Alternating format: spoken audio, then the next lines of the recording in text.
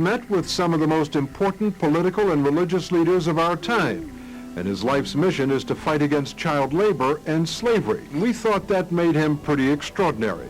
Well, it turns out others agreed.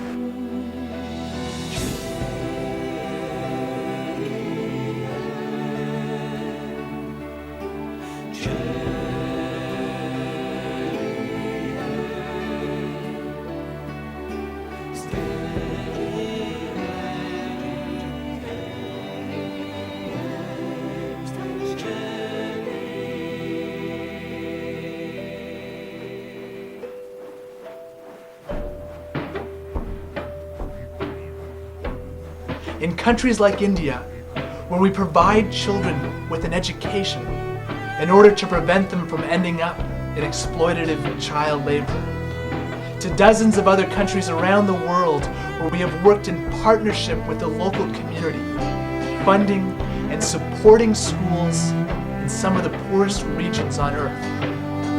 And schools are just the beginning. We bring clean water projects, medical clinics, and alternative sources of income to help empower communities and women so that children do not have to be sent to work in situations of child labor, and instead can be sent to school to receive a brighter future and learn how to read, write, and are given the chance to break the cycle of poverty. Time and time again, our organization has spoken out for children's rights and proved that change is possible.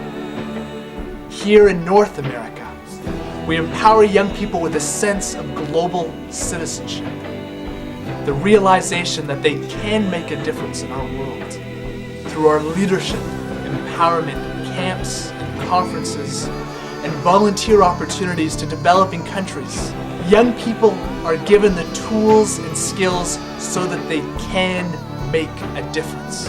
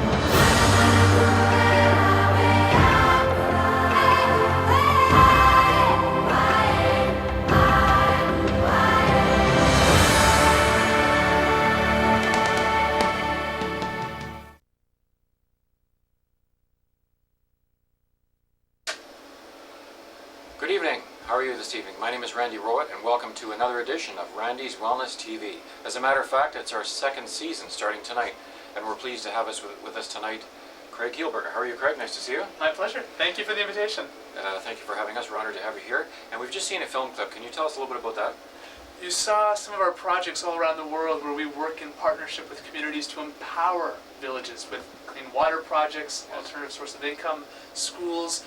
You saw kids in China, in Kenya, in Ecuador, Nicaragua, Sierra Leone, many war-torn regions, regions affected by the tsunami in Southeast Asia, regions that are now being empowered because kids and children in Canada and the United States, all around the world, are helping to raise funds to help their peers in these countries.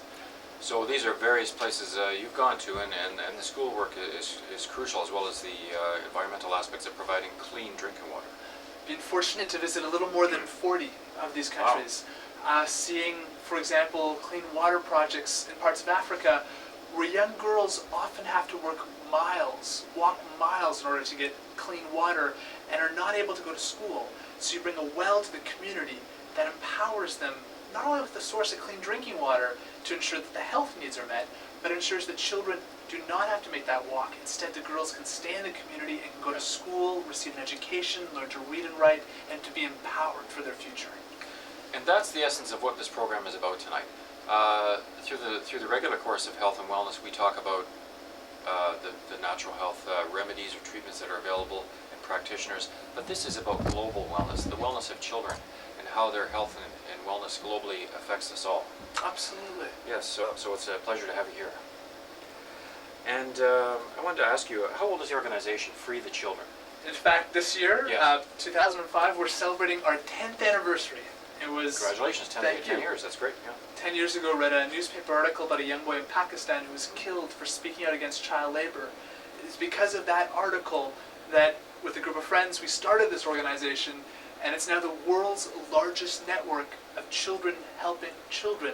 We have 100,000 members all around the world who take actions to help children in many of those countries you just witnessed. And how exactly do the children, how does that work? How do children help others? Well, for example, here in Toronto, Yes. a group of students will adopt a village in another Okay. country. Yes. And they'll fundraise to build a school or a clean water project. But that's just the start. By doing that, we've built 400 primary schools all around the world. We've worked 400? with 1 million children. Wow. Here in North America, we're one of the largest leadership providers. We have our camps and our conferences and our school books and curriculum that's used by 250,000 students every single year to teach about global citizenship, to realize, because of the internet, there are no boundaries in our world. Whether a child suffers in India or right now, New Orleans, or after the tsunami in Southeast Asia, we have to respond. We have the responsibility as global citizens. Absolutely. And in that topic, I mean, there's so many other factors. I mean, there's environmental weather conditions, there's poverty, there's the unfortunate aspects of abuse that occur, there's all kinds of economic factors and natural factors that really impact the health of these children. You strike out many of them, and especially when you're looking at the environmental factors, huge health implications for children. We work with many children who are child laborers. Yes. I've had the chance to visit children working in the mines, where they come out deep from underground, always coughing. Their entire bodies covered in black, covered in soot. Children who work in the carpet factories, and they work hunched over, and they're inhaling all the small carpet fibers. Their hands are cut. Often, if a child will cut themselves to save time, to ensure they can get back to work as fast as possible, they'll speed the healing by filling the cut with gunpowder and lighting it on fire to coagulate the blood, to bring it back together so the child can immediately be sent back to work. Kids who work in a sex trade. Obviously, AIDS is a death sentence for many of these children. AIDS, yeah. Absolutely. So you look at the health implications of children around the world, or hunger and malnutrition. Every single day, you have 33,000 children who die because of poverty, because of most of them malnutrition-related diseases.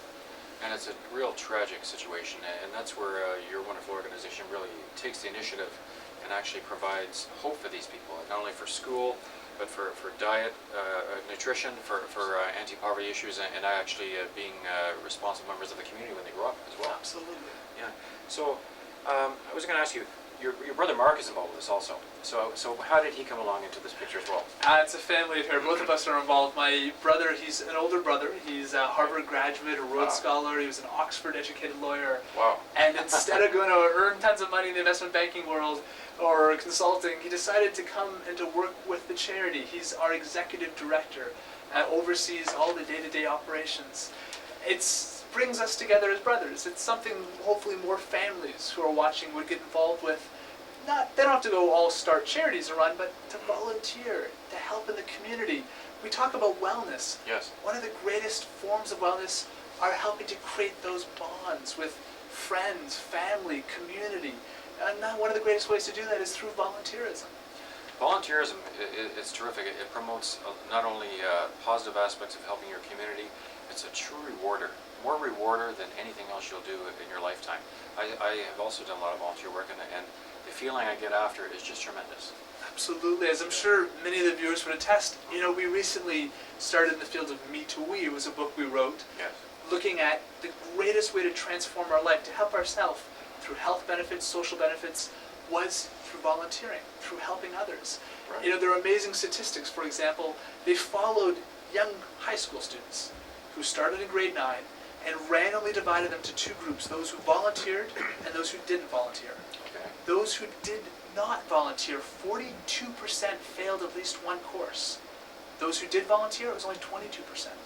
Much higher grades. Those who did not volunteer, 10% of the young girls became pregnant, versus those who did volunteer, it was 4%. More responsible choices, less drug use. It was extraordinary statistics that showed volunteering helps young people develop a sense of self-respect, self-efficacy, more responsible choices, higher marks, greater empowerment. Helping others truly helps you. If you're young or old, University of Michigan followed seniors. Okay. 423 seniors to track those who received help. So, for example, a husband helping a wife or a wife helping a husband, and those who gave the help to the husband or wife. They found that the greatest impact on health wasn't receiving it, wasn't having someone dote after you or take care of you. The greatest way to boost your health was to take care of someone else. Often it's something we think it's the other way around. No. Helping others, helping a wife, helping a husband, helping a child, helping in our community.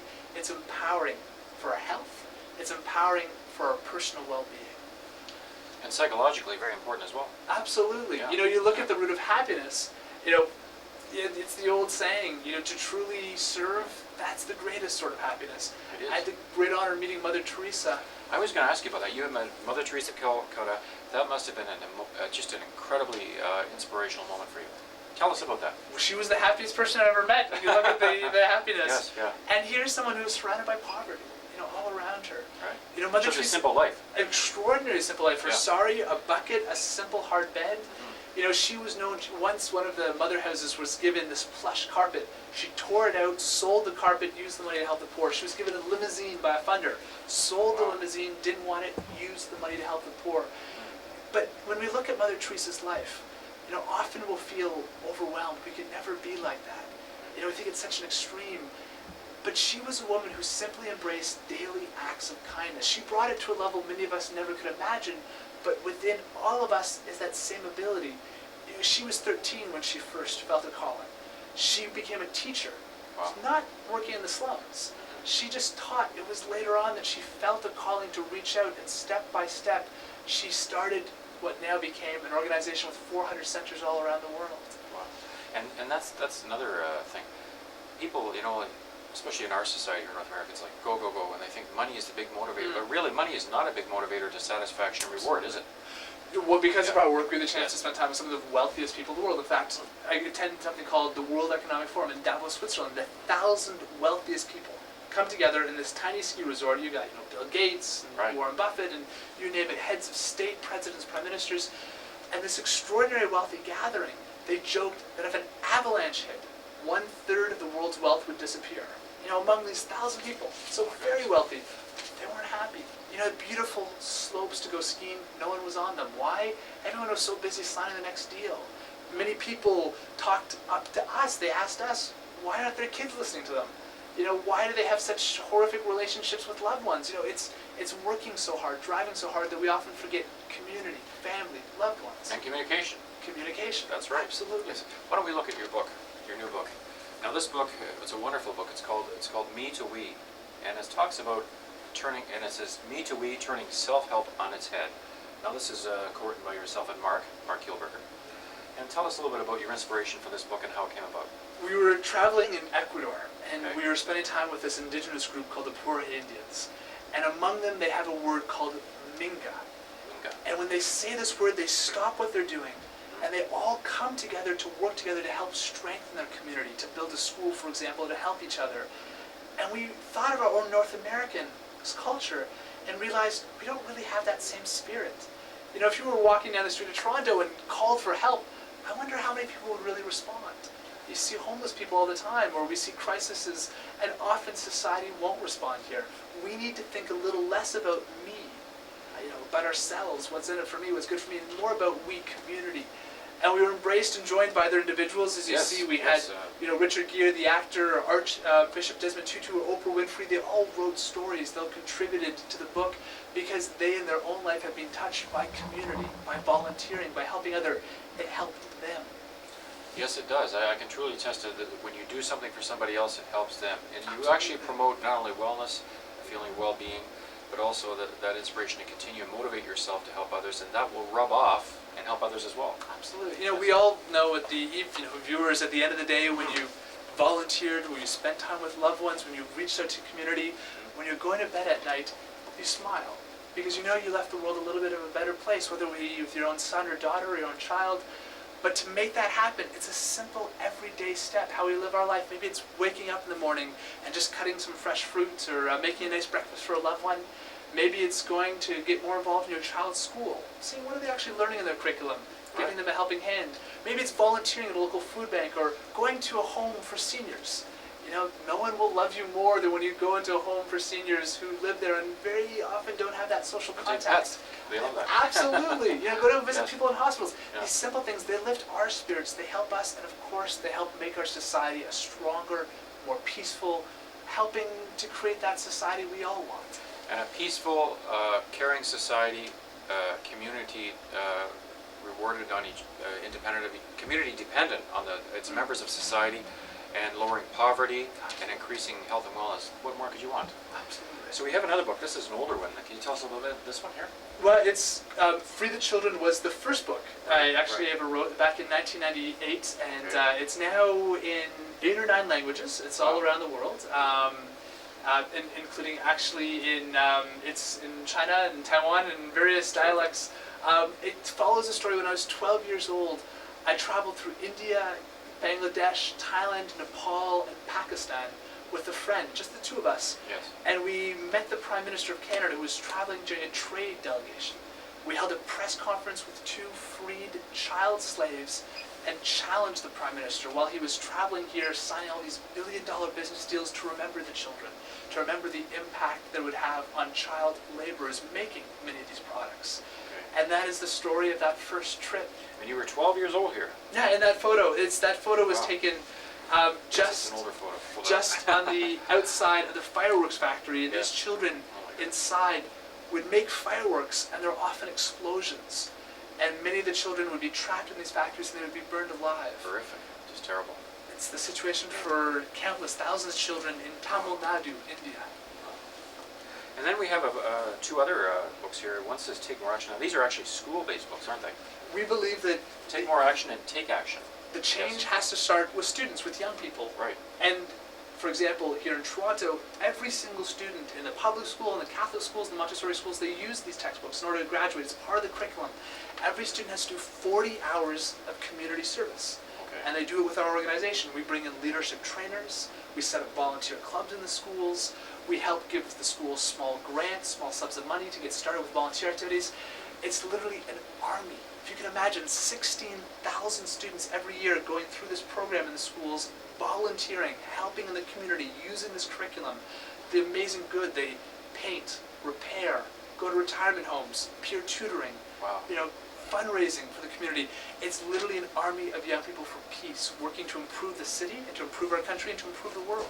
And growing. Absolutely. Yes. And it says here that this was on scene on Oprah. This, Oprah has been an Take Action, yes. amazing supporter of ours. She's now done 4 shows on our work. Okay. And she's an extraordinary contributor to our movement. We've built Terrific. schools with her she personally funded from Haiti to Sierra Leone to Sri Lanka to various parts all around the world. Her and her angel network we partnered with, and she's been an amazing friend to the movement. Yes, and what better person to be to assist you with that? Yes, than- very, very helpful to get our message out to many individuals. So what are the major challenges facing this organization, Free the Children, now? Well, the challenge that we're taking on at this moment right now, the situation in New Orleans. Yes, just a terrible, just a horrendous situation in New Orleans and Mississippi and a few other areas around the states, and it's not going to get any better for a while. Actually, Yeah. the hurricanes left 190,000 children. 190,000 children who have had to leave the areas to go to Dallas or to go to Baton Rouge, to go to various other cities, and they're without school supplies. Yes. And so our organization is collecting funds to purchase pencils, paper, crayons, textbooks, notebooks, and also health supplies, basic things that when these children have been placed into sky domes or placed into gyms, so they can have toothbrush and toothpaste and fresh towels and all the health and school supplies. It's amazing how little, for about $20, you can get to a child a school kit and a health kit, and that's all the supplies. That's all $20. And while we're on the topic, how can people do that now? How can they contact Free the Children in order to provide relief in this terrible time for them? You're on the internet watching this right now. Yep. After the show is finished, not until Randy's off air, but after the show is finished, www.freethechildren.com, FREETH, freethechildren.com. Easy to remember, and a little bit of community citizenship and responsibility to our members out there. Why not donate and help these people in the United States with Hurricane Katrina and the situation that developed there? That's a good thing to do. Yes. So I know you highlighted some of them earlier, but what are some of the countries you've actually done a lot of work in? We've done a lot of work right now with the tsunami, helping in Sierra Leone, Asia, in Sri Lanka. Yes.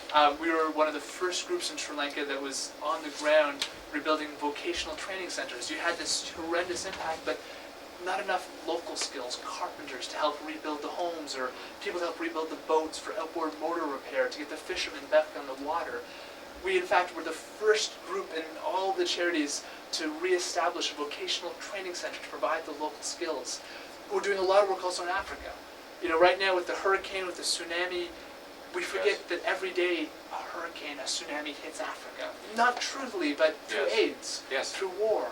Yes, the health impacts and certainly a lot of poverty due to the victims of that also. 12 million children left orphaned because of AIDS in Africa. Yes. You're looking at a huge issue in countries like South Africa or Kenya, parts of Botswana. We're doing a lot of work also in Sierra Leone, in West Africa. There was a brutal civil war, helping to rebuild schools. We believe in education because at the end of the day we see images of poverty. There's so much in the world. What's the long-term solution? How do we empower communities? Through education, you empower women so they know about their rights. Yes. You help the democratic process because you can read about your rights as an individual. You help empowerment economically, earning the skills, count the money you earn. You won't be exploited or taken advantage of. Education, Kofi Annan called peace building by another name. Peace building. The Secretary General Special Representative for helping with AIDS in Africa, Stephen Lewis, an amazing Canadian, he said that education is the solution to everything. Education is the key, but 130 million children between 5 and 11 have never stepped foot into a classroom. 130 million. That's just an amazing amount. I mean, especially in today's world. Today's world, yeah. And if a person doesn't get the education they need at a young age, what possible chance do they have in life? So they need that. And that's where your organization does terrific work. Thank you. Yes. Now, a little bit of a side topic here. Due to the wonderful efforts of yourself and your organization, I understand that you were nominated for a Nobel Prize. Yes. Yes. That's terrific. We're, that nomination is just it's a testament to the incredible humanitarian assistance you provided. Thank you. It's one of the, you hear celebrities, they joke often. They say it's, you know, when they get an Oscar, it's an honor just to be nominated. And there's joke. For this case, it truly is an honor just to be nominated. It shines a light on what young people and children can do. You know, realistically, you look at Jimmy Carter, he received dozens of nominations before. For us, we're very thankful. And it is a great honor that our friends and supporters have been with us. So what better way to go on air tonight in talking about health and wellness than look at it from a global perspective? You know, visiting countries, assisting people who need it, providing direction for education. Education means they'll make smarter choices, decisions in life, right? And how it helps us as those who are providing the aid. We often think when we volunteer, reach into our checkbook, get involved in our child's school, help a loved one, we think we're helping them. No, it has such an extraordinary impact on our own life. And that really is what this global world is all about, this global village really thing, yes. Okay, quick note, how do we get in touch with Free the Children again? www.freethechildren.com, helping to free children from poverty and exploitation, freethechildren.com. For the people that might not have that access to a phone number, maybe? 416-925-5894. Again, 416-925-5894. Thank you, Greg. My pleasure. Thank you, Randy. Our special thanks today to Craig Kielburger of Free the Children, a wonderful organization and just another example of global wellness and the need for that in our society. And thank you for joining us on the first edition of Season 2 of Randy's Wellness TV. For information and for comments about programs here on Toronto TV, go to info@torontotv.org. You can email us at that, info@torontotv.org. And don't forget our website, www.torontotv.org. Thank you for joining us. We'll see you next time on the next edition of Randy's Wellness TV. Bye for now.